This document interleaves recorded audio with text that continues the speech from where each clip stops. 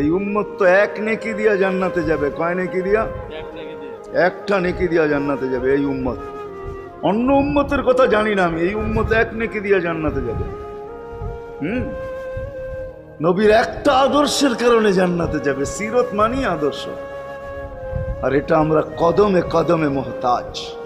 কেননা এই ছোট জীবনটা যদি গ্রহণযোগ্যতা পর্যন্ত পৌঁছাইতে হয় আল্লাহর কাছে, চাই নারী হই, চাই যুবক হই, চাই বৃদ্ধ হই, যেই মানুষই হই না কেন, যেখানেরই হই না কেন, যেই বাসারই হই না কেন, যেই বর্ণেরই হই না কেন, যেই পেশারই হই না কেন, যেই সোসাইটিরই হই না কেন, এই জীবনটাকে যদি গ্রহণযোগ্যতা পর্যন্ত পৌঁছাইতে হয় কার কাছে? দুনিয়া আলাদের কাছে না, মালিকের কাছে, যিনি এক ফোঁটা পানির থেকে অস্তিত্ব দিছেন, যার কাছে আবার আমাদেরকে ফিরা যেতে হবে।